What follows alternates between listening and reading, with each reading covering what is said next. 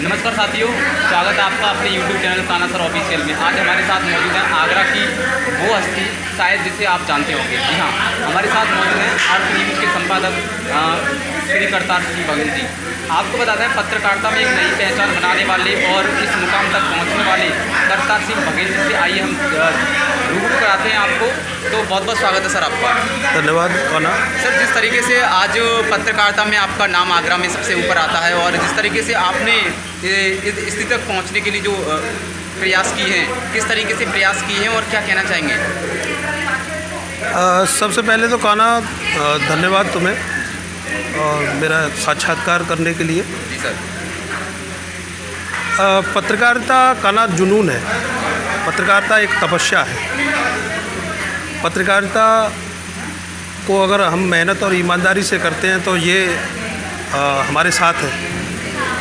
अगर काम कोई भी हो, अगर किसी भी काम को अगर हम मेहनत और ईमानदारी से करते हैं और उसमें अगर हम सफल होना चाहते हैं तो हमें ईमानदारी दिखानी ही होगी।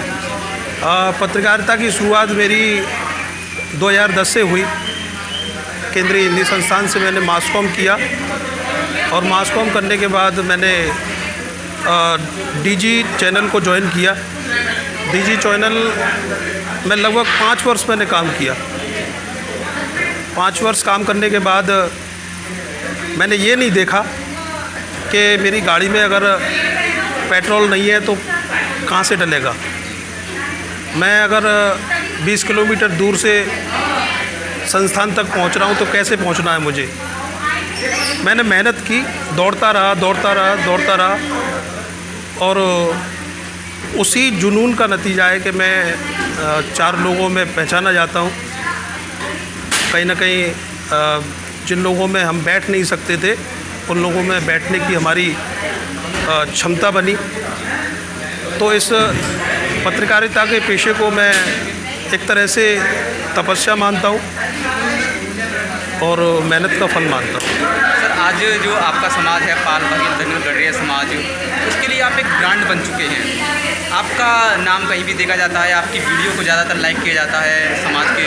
तो क्या कहना चाहेंगे, इतनी उम्र में आपने इतनी अच्छी पकड़ बनाई है अपने समाज में? एक्चुअल में है क्या, कोई भी समाज हो, हर व्यक्ति जिस समाज से जब आगे बढ़ता है तो उसका समाज प्रेम देता ही है। पत्रकारिता में अगर हमारे समाज की आप बात करोगे तो बहुत कम लोगों का इस पेशे में, इसे मैं पेशा भी कहूँगा, क्योंकि बहुत कम लोग पत्रकारिता में दिखाई देते हैं। तो हमारे समाज का अगर बात करें तो उनको भी ये लगता है कि ये कहीं ना कहीं एक फीलिंग रहती है कि ये अपना बंदा है जो सब लोगों के बीच में बैठ रहा है।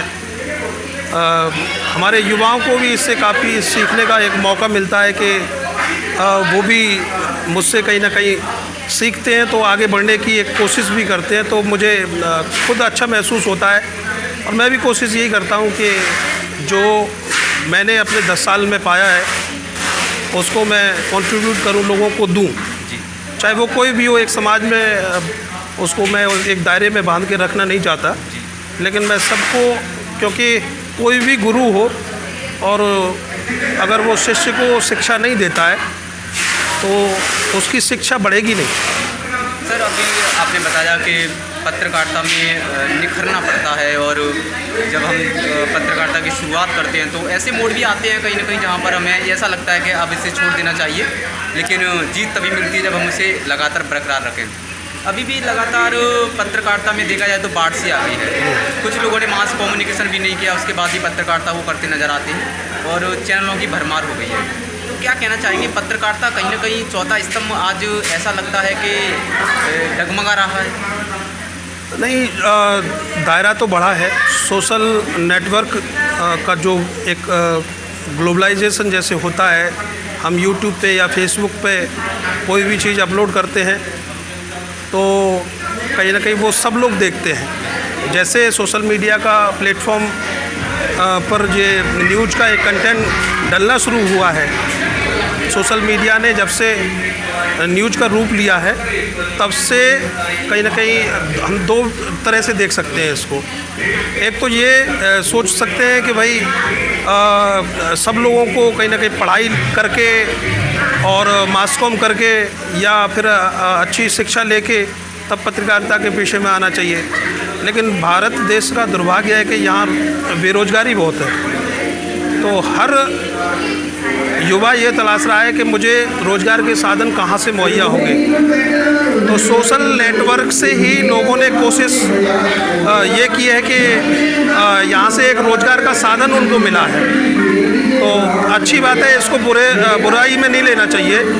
और सारे जितने भी युवा हैं, मेरा तो यही कहना है उनको कि ये बहुत बड़ा प्लेटफॉर्म है, ईमानदारी से इस प्लेटफॉर्म पे आप काम करते रहिए।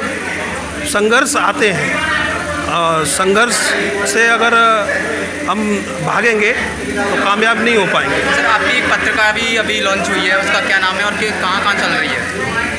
अभी उसका दायरा आगरा ही है। अर्थ सामाजिक दर्पण करके मैंने उस पत्रिका की शुरुआत की है और काफ़ी अच्छा सब्सक्रिप्शन अभी उसका निकल भी रहा है। 3रा एडिशन निकला है, अब 4थे एडिशन की तैयारी है। तो यही है, सब लोगों का प्रेम मिल रहा है। और क्योंकि मैगजीन को अक्सर करके हमने देखा है कि मैगजीन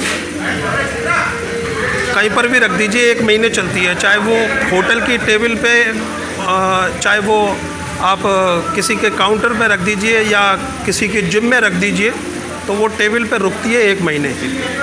अखबार नहीं रुक पाता है आज से कल तक। हम किसी भी होटल में जाते हैं तो कहीं ना कहीं उसके पाठक अलग होते हैं। तो मेरा यही कहना है कि मेरी मैगजीन को आप लोग सब प्यार दीजिए और हम और अच्छा करेंगे। बहुत बहुत धन्यवाद सर। तो हमारे साथ मौजूद थे करतार सिंह बघेल जी। आपको बता दें, जिनकी सीधी वार्ता हमारे साथ हो रही थी। तो अगर ऐसे ही इंटरव्यू लगातार आप देखना चाहते हैं, ऐसे लोगों के जो लगातार समाज सेवा कर रहे हैं और देश को आगे बढ़ाने में अपना योगदान दे रहे हैं, तो आप भी हमारे चैनल से अवश्य जुड़िए। और अगर आपको वीडियो अच्छा लगा तो चैनल को सब्सक्राइब अवश्य करें। जय हिंद, जय भारत।